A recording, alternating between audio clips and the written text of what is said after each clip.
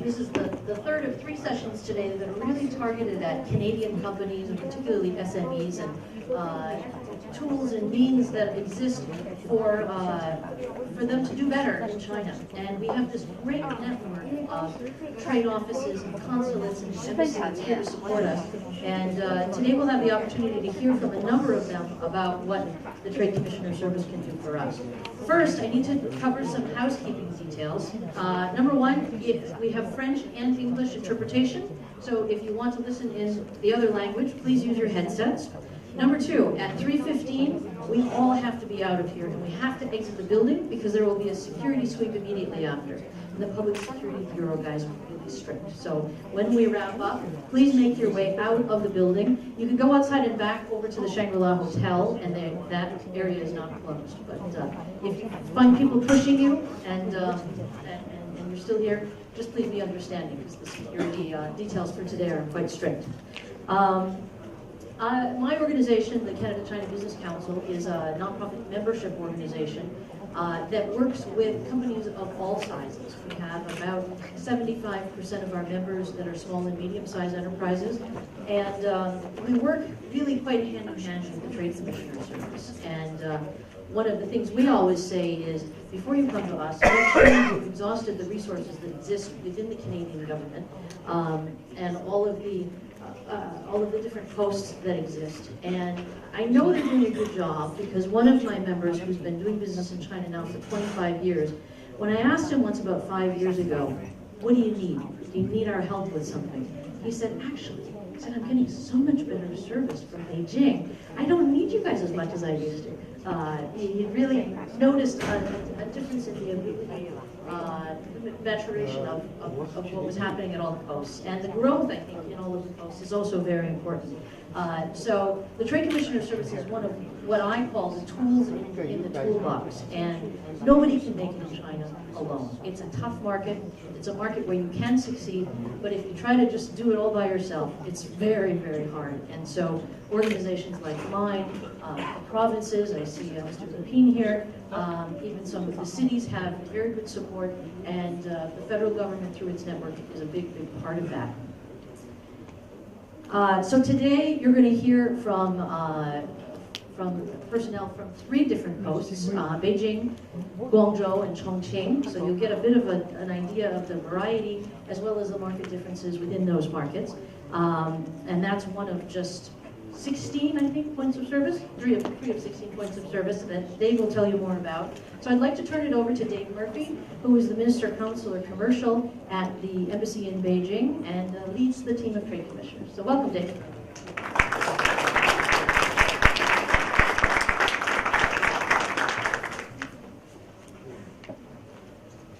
Thank you, Sarah. It's really a pleasure. Bonjour tout le monde. Je suis Dave Murphy. Je suis très honoré et very pleased to be here today. Such a strong turnout for today's session on Meet the Trade Commissioner Service. And as the head of our network in China, I'm based in the embassy in Beijing, as Sarah alluded. I'm not sure that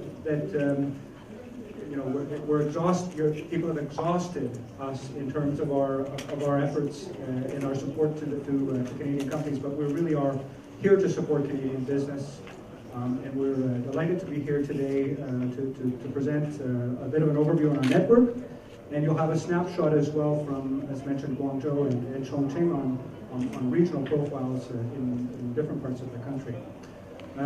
So representing about 100 strong members of our network across China, and emphasize as well the importance that we place on partnerships, and of course working very closely together with a lot of organizations, and particularly I think it's more than appropriate that we're here today with the CCBC, an organization that we've been partnering with for more than 20 to 25 years, working very closely in support of Canadian interests in the marketplace.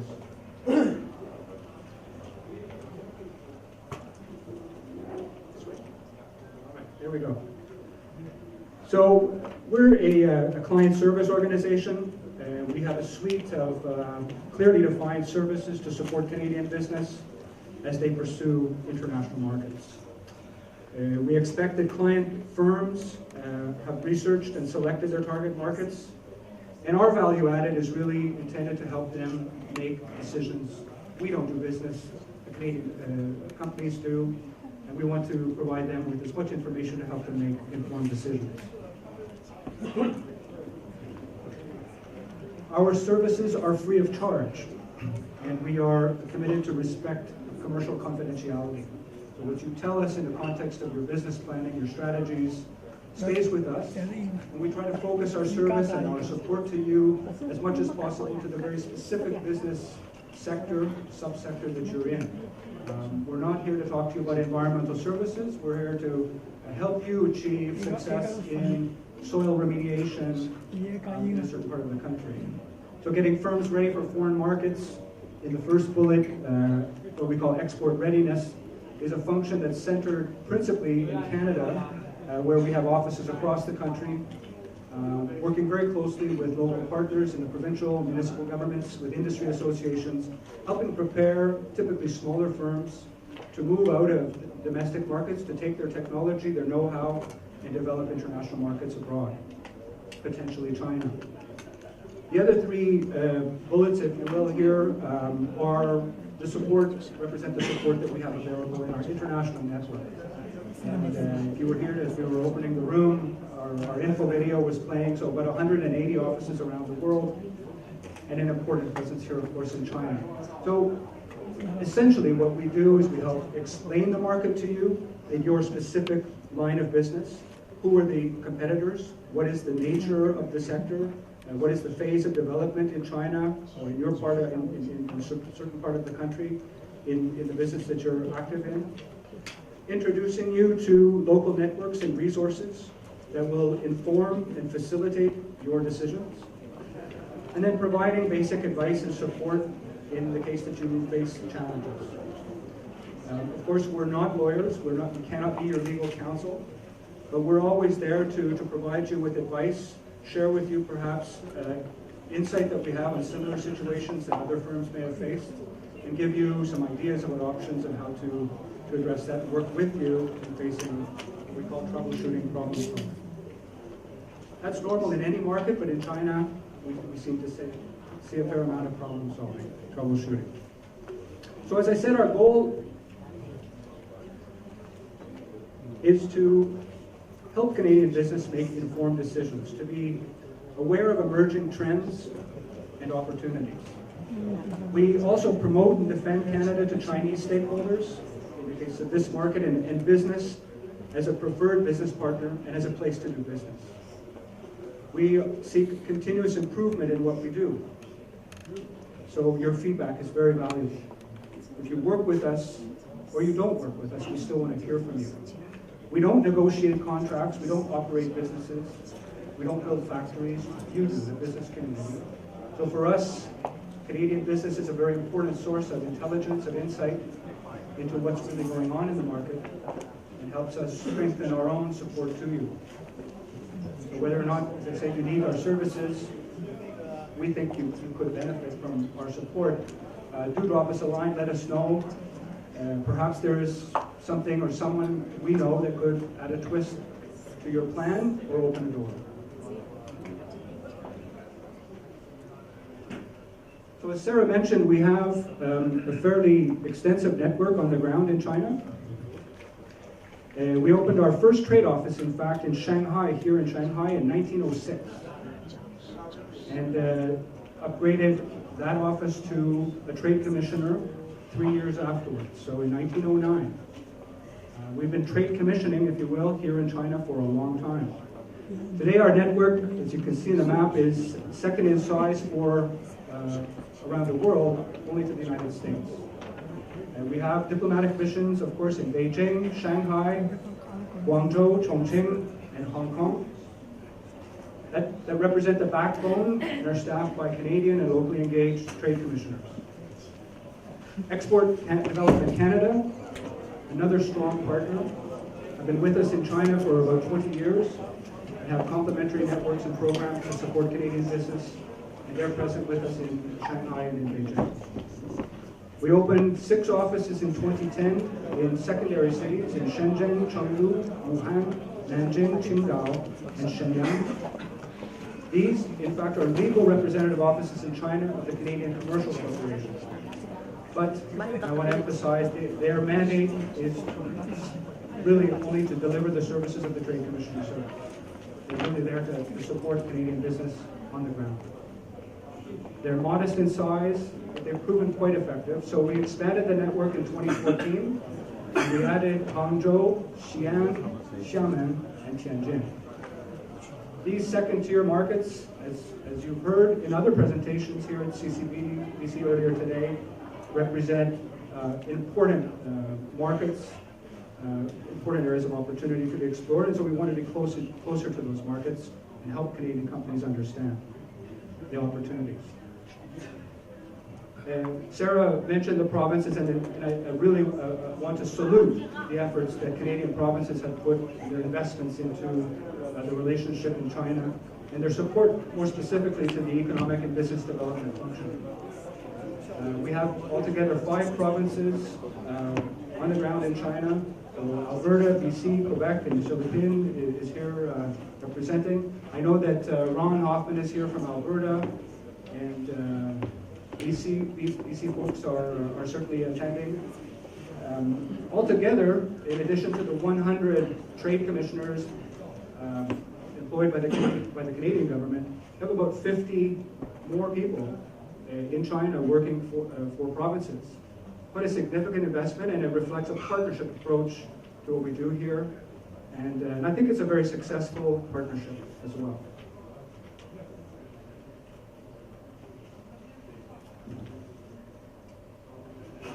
So this is, I'm not going to read the slide or try to explain this too much, but this is just to try to illustrate some of the complexities of any place, but particularly China. Planning business in China begins with an understanding of the context, and this certainly is not a roadmap for doing business in China, but it's to help you understand where we're coming from, some of the context that we're building upon as we give advice to Canadian companies. China, of course, is no longer a purely planned economy, and in fact, the private sector are a very important part of what's going on in this market. However, the government, to an extent much more than most economies, has a policy approach that is sustained and strategic, and that's why they call it the 5-year plan. And it really frames a lot of what is happening in the country. And so no matter what form of business or what sector that you're active in, what you need to know, among other things, is what are the Chinese government priorities. That will affect your ability to get things done. That will affect the decisions that are made on the Chinese side that will open or close doors to the kind of things that you're trying to pursue. There still are sectors of business in China that are not open to foreign participation. It's important to know that. So the real work, and again, this is just an illustration of our value added, is monitoring the implementation, the adjustments, and interpreting accurately how a planning framework such as this is actually implemented, layered over the existing situation in your sector, in that region in China, the who's who, the what's what, and what's happening, and help inform your business plan. Okay, so this is just a bit of an illustration. There are many other dynamics, but in China, the new normal is a big piece of the context, and that new normal may be very different in Western China in practice than in Beijing or Shanghai. And that's why we have that sort of particular perspective on the ground.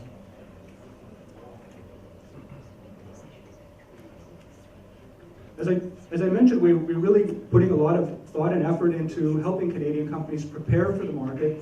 Having chosen China, or thinking about and assessing potential of a market like China, we wanted to help share aspects of policy and market behavior that could matter to your plan. So we sat down in our offices with Canadian companies every day. We briefed firms face-to-face all the time, but felt that there was room for a proactive tool that could help our clients, especially SMEs.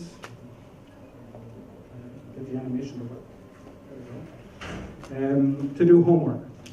So about 8 months ago, we launched what we call the SME Gateway. le portail des PME canadiennes en Chine. It's in English, it's in French. It's a YouTube video channel, in fact. It's a lot easier to watch in Canada than in China. And this is a unique tool we're quite proud of to help Canadian companies better prepare. Whether you're in the market or preparing for the market, we really invite you to take a look at this. We have a library now of 44 videos, dans les deux langues. It is quite popular. It provides introduction to certain regions within China, drills down into certain sectors of the economy, and goes into some of the policy and sort of reality checks around issues of intellectual property, as you can see, doing due diligence on the market, helping you understand how this works.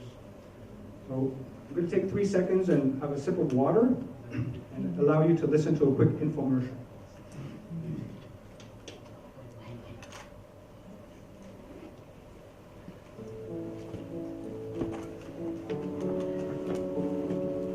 Are you new to the Chinese market? Are you considering expanding your operations to China? Welcome to the SME Gateway.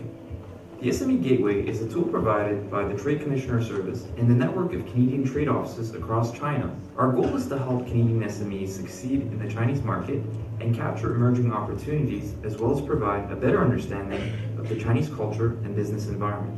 We're hosting a series of interviews with Canadian trade commissioners based in China, as well as local market experts specializing in a wide range of topics. After all, once you start moving into other countries, you're no longer going to be just a Canadian company. You are now going to be an international company. So striving for and focusing on ways to integrate and start looking at yourself and managing your company more like an international firm is one of the greatest challenges that we see for a lot of our clients. And one of the things that time and again clients encounter is this idea that that's how it's done in China. And oftentimes that phrase, this is how it's done in China, is something that is used essentially as a cognitive kill switch. In other words, it's a way to end the conversation.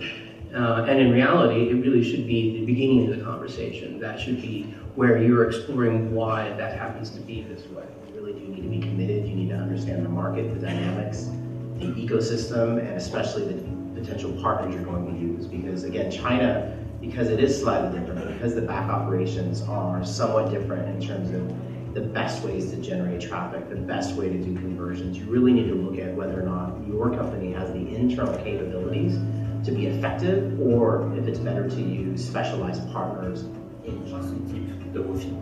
Le premier va être la refit de type fabrication. Pour tout ce qui est, par exemple, si vous souhaitez établir une usine en Chine afin de produire, donc il faudra ce type de structure. Une refit de type commerce, si vous voulez pouvoir acheter, vendre en Chine. Et troisièmement, une structure qui s'appelle donc la refit de type conseil ou service. I actually have been working with the Canadian consulate here through their Trade Commissioner Services, TCS. They actually are the point of contact for any Canadian companies or clients that want to do business in China. As I said, rules and regulations and safety issues change all the time, and the most updated information can probably be obtained through these TCS. They would be able to facilitate your better understanding and easier and more efficient ways of entry into China. So I think it is actually quite important to get your point of contact through the consulates or the embassy in Beijing with these. We hope you will find these interviews informative, and we look forward to working with you in the near future. All right. So that's a quick introduction and a reference to our SME Gateway. We've got some takeaway sheets if you want at the end of the event that will direct you to all of the links. So I'm just going to go quickly through a few highlights on a few areas that are pretty common to all of our programs and regions around the country to illustrate some areas that have a particular area of opportunity or for discussion. There was a session, obviously, earlier upstairs on e-commerce in the context of the CCBC program itself, so I don't want to go into a lot of detail here. But I think what we've got in our network, what I want to say is our network has really been mobilizing for the last couple of years around the opportunities in e-commerce. This is an important phenomenon that we're experiencing globally. but in China, it is transformative. In a place like China, where you see technology leapfrog past, so as the consumer market is growing, the traditional distribution and sales channels in retail commerce and stores are to some extent being jumped past. And there's a significant share of consumer buying and increasingly industrial B2B traffic taking place through e-commerce channels. So we're focused obviously on those opportunities, on helping to explain to Canadian companies how it works. And it's not a simple one way of doing business. There are many different ways to use e-commerce in China, whether you're using a platform that buys your product and resells it, or a platform that simply flow through. There's international models where you're exporting from Canada to China. Others, and taking some of the risk involved in the transportation and the customs and so forth.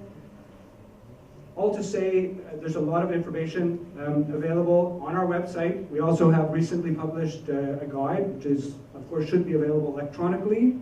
Take it that way rather than in paper if you can. But there's a fair amount of information here as well to help Canadian companies understand and integrate into their plan the opportunities in e-commerce. Doing business in China through this vehicle is not just the way of the future, it's happening very much right now. And in our agri-food, seafood, consumer products, nutraceuticals, some of those sectors, it's a significant piece of the business growth that we're seeing for Canadian companies. And it'll be a feature, I think, that you'll be hearing more and more about how to do business in China. We're watching the government policies and regulations that surround this. It's another example of where things can change quickly. And so there too, I think we find that we're hopeful that we can be a resource to keep the Canadian companies informed of that evolution. The second area I just want to talk very briefly about is in clean technologies. Again, I don't think I need to go into a lot of detail. There's an excellent article in the CCBC magazine, the Policy Forum magazine, talking around the opportunities in clean tech. Three real reasons I would say that companies can be paying attention to this. Number one, it really is a Chinese priority. If we go back to that sort of funny diagram earlier in the presentation, the 5-year plan has placed a remarkable emphasis on environmental and climate change, sustainability and climate change as a driver for the next phase of Chinese growth. That's driven not only through the economic, the environmental benefits, but also the innovation agenda that China is pursuing very aggressively. Secondly, we really do have in Canada a lot of what China is looking for. We have advanced solutions across a wide range of Chinese priorities.